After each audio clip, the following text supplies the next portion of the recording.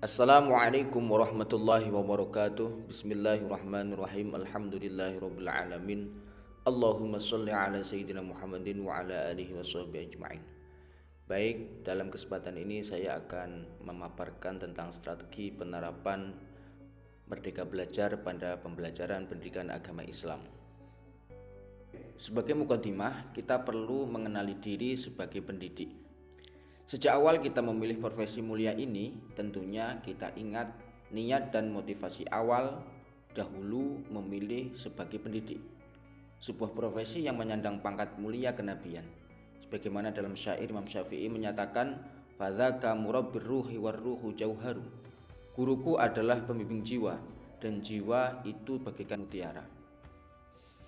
Perlulah kiranya kita memahami diri untuk bisa menjadi manusia yang merdeka, dengan terus belajar secara mandiri, berperan membimbing murid untuk menjadi manusia merdeka sesuai kodratnya, sehingga selamat di kehidupannya nanti. Ta'allam fa innal ilma zainun li ahlihi wa fadlun wa inwanun li kullil mahamidi. Belajarlah karena sesungguhnya ilmu adalah perhiasan bagi pemiliknya dan keutamaan serta tanda bagi setiap hal yang terpuji. Dalam pendidikan Islam, guru memiliki peran tarbiyah, mendidik, takdib, membentuk perilaku, dan taklim pengajaran. Menurut Ki Hajar Dewantara, dalam melaksanakan peran pendidik, seorang guru didasarkan pada 3 pilar pendidikan. 3 pilar tersebut dilaksanakan dalam setiap aktivitas mendidik dan mengajarnya untuk menuntun muridnya mendapatkan keselamatan dan kebahagiaan. 3 pilar itu sering disebut dengan sistem Among. Yang pertama, ing ngarsa sung tulodo.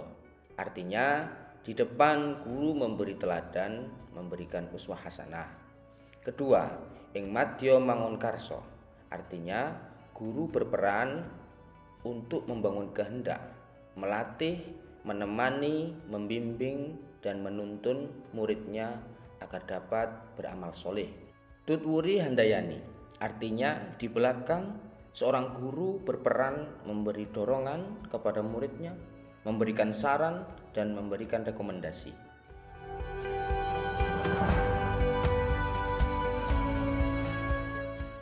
Mari kita bersama memahami konsep merdeka belajar. Manusia memiliki 2 kebutuhan dasar, yaitu kebutuhan lahir dan kebutuhan batin. Pendidikan seyogyanya dapat memenuhi kebutuhan tersebut. Pendidikan diharapkan melahirkan manusia yang merdeka, yaitu manusia yang dapat bersandar atas kekuatan lahiriah dan batiniahnya sendiri dan tidak bergantung kepada orang lain. Pendidikan yang merdeka ini dilakukan melalui proses holistik, yaitu olah cipta, olah rasa dan karakter, olah karsa, dan olahraga. Proses tersebut, olah cipta, digambarkan sebagai proses berpikir. Olah rasa digambarkan sebagai pengembangan budi pekerti. Olah karsa diharapkan murid memiliki kemauan, memiliki kehendak untuk mengkreasikan apa yang ia ketahui dan apa yang ia pelajari. Kemudian, penyempurna dari proses holistik ini yaitu olahraga. Proses holistik ini diarahkan untuk menuntun segala kodrat atau fitrah yang ada pada diri anak agar mereka mencapai keselamatan dan kebahagiaan yang setinggi-tingginya, baik sebagai manusia maupun masyarakat. Selanjutnya, dalam konsep merdeka belajar, mendidik adalah menyeluruh dan utuh. Sejalan dengan konsep pendidikan Islam, menurut Ki Hajar Dewantara, peran pendidik adalah membantu murid dengan pengajaran secara menyeluruh agar menjadi manusia seutuhnya. Pendidik tidak hanya meningkatkan keterampilan berpikir kognitif, namun juga berperan melatih batinnya agar seimbang, seperti melatih empati, kerjasama, refleksi diri, dan berkontribusi di lingkungan sosialnya. Merdeka belajar tidak lepas dari proses pendidikan budi pekerti. Budi pekerti dapat dimaknai sebagai perpaduan antara cipta, kognitif, rasa, afektif, sehingga menghasilkan karsa psikomotor. Sejalan dengan tujuan utama tarbiyah, sebagai guru pendidikan agama Islam, peran pokoknya adalah murabbir ruh atau mendidik rohani muridnya. Mendidik rohani ini merupakan spirit pendidikan Islam, sehingga diharapkan dapat melahirkan murid yang memiliki budi pekerti.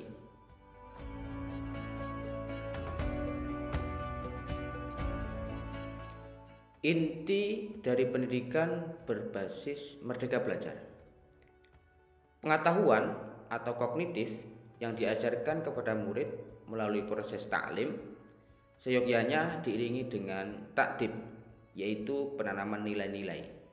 Di sini merupakan ranah afektif, sehingga murid dapat mengamalkan, mengaktualisasikan apa yang dia ketahui menjadi perilaku terpuji atau perilaku akhlakul karimah dalam bentuk amal soleh atau ranah psikomotor. Baiklah, demikian paparan-paparan dari konsep merdeka belajar yang dikoneksikan pada pendidikan Islam.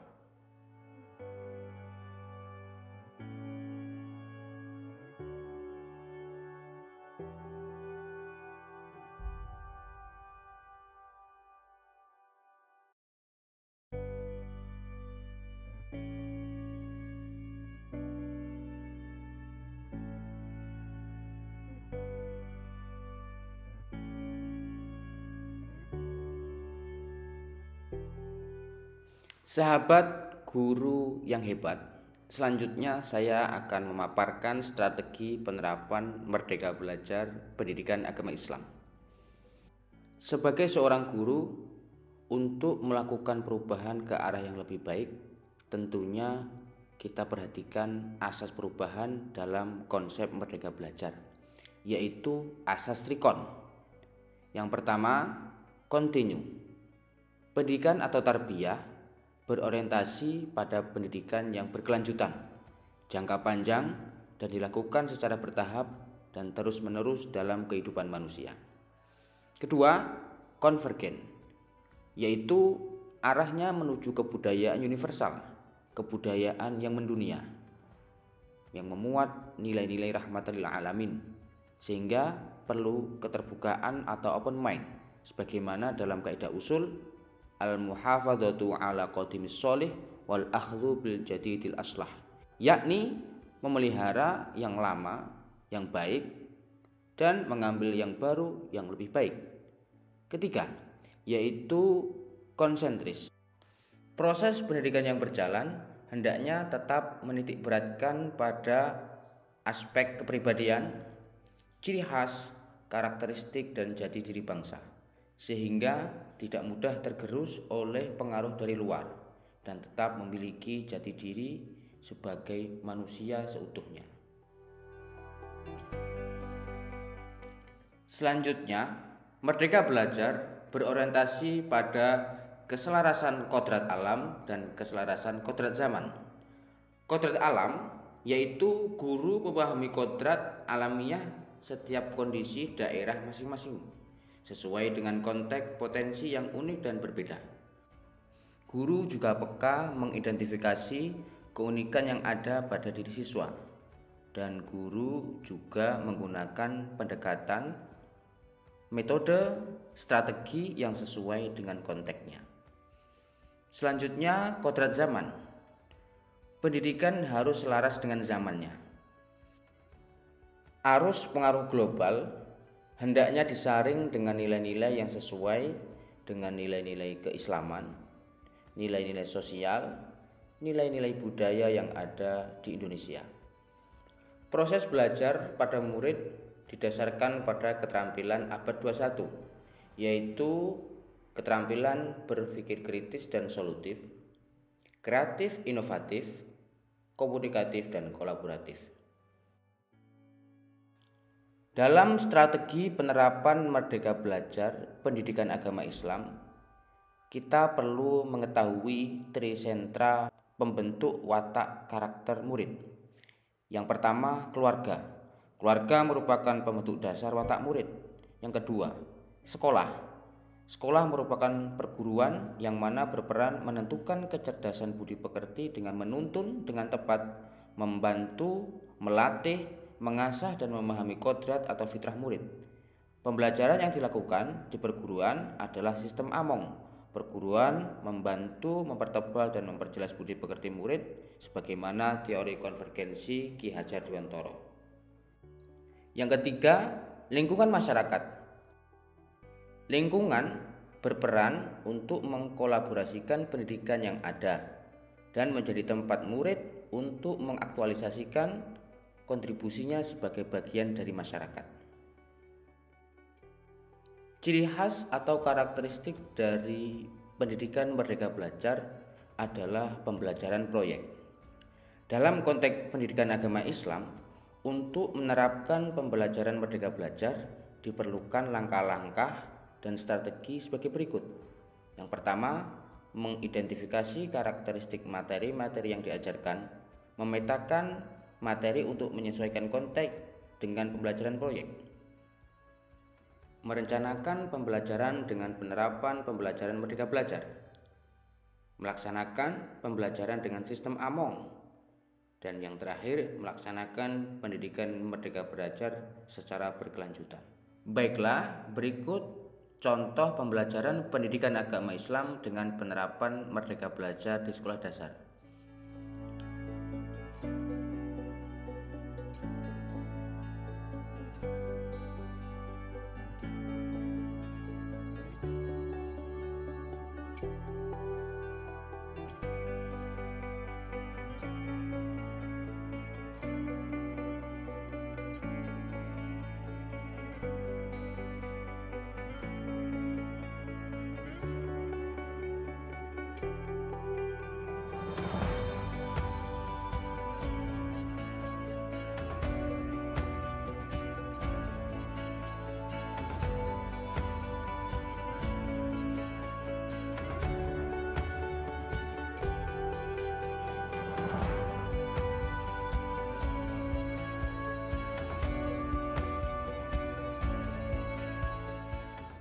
Baiklah, demikian tadi pemaparan tentang strategi penerapan Merdeka Belajar pada pendidikan agama Islam. Semoga bermanfaat. Wal afu minkum. Wassalamualaikum warahmatullahi wabarakatuh.